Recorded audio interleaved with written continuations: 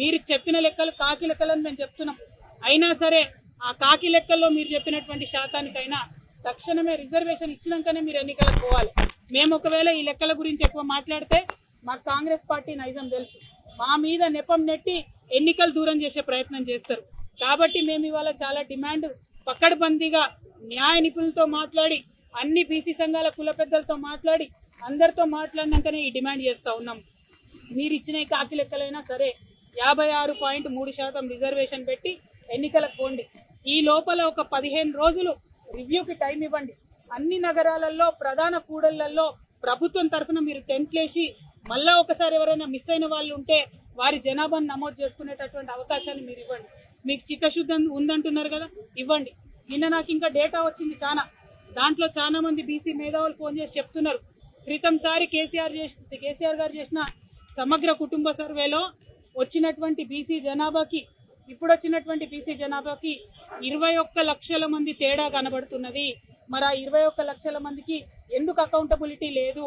క్రితంసారి సమగ్ర కుటుంబ సర్వేలో ఓసీల సంఖ్య చాలా తక్కువగా కనపడ్డది, ఈసారి ఓసీల సంఖ్య చాలా పెంచి కనపడుతున్నది.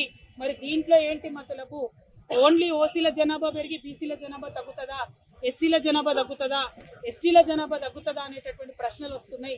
కాబట్టి ఈ డేటా మీద అనేక అనుమానాలు ఉన్నప్పటికీ మీరు చెప్పిన లెక్కలనే ఈ ఎన్నికల మందం ఆహ్వానించి మీరు చెప్పిన లెక్కల ప్రకారం ఎలక్షన్లకు బీసీలకు రిజర్వేషన్లు ఇచ్చి వెళ్లవలసిందిగా డిమాండ్ చేస్తా ఉన్నాం. ఎందుకంటే నెపం మళ్ళా మీరు ప్రజల మీద పెట్టి ఇచ్చే ఫలాలు ఇవ్వకుండా ఆపుతారు కాబట్టి ఇట్లా డిమాండ్ చేస్తా ఉన్నాం. దాంతో పాటు ఒక 15 రోజులు మళ్ళా ఒకసారి రివ్యూకి అవకాశం ఇవ్వాలి. ఎవరైతే ఎన్రోల్ కాలేదో వాళ్ళు ఎన్రోల్ చేసుకునే అవకాశం ఇవ్వాలి. మేము రేపు పొద్దున అసెంబ్లీలో చర్చ పెట్టినారు, దాన్ని ఆహ్వానిస్తున్నాం. అసెంబ్లీలో ప్రభుత్వం ఇంకా ఏమైనా క్లారిటీ ఇస్తుందేమో కూడా తప్పకుండా వేచి చూస్తాం. ఇచ్చిన తర్వాత కూడా మళ్ళీ బీసీ ఉద్యమాలలో ఎన్నో సంవత్సరాల నుండి పనిచేస్తున్నటువంటి అందరు పెద్దల్ని కూడా కలుస్తాం. కృష్ణయ్య గారైనా, వి ప్రకాష్ గారైనా, ఇంకా అనేక మంది పెద్దలు ఉన్నారు, నాయకులు ఉన్నారు. అందరితోని రేపు అసెంబ్లీ తర్వాత కూడా మళ్ళీ కలిసి సమాలోచన చేస్తాం. అల్టిమేట్ గా తెలంగాణలోని బీసీలకు సాధికారత వచ్చేంత వరకు, రాజకీయాల్లో మనకు దక్కాల్సిన వాటా మనకు దక్కేంత వరకు పోరాటం ఆగదు. జాగృతి ఈ పోరాటంలో ముందుంటదని చెప్పి మీ అందరికీ తెలియజేస్తున్నాను. Thank you. జై తెలంగాణ.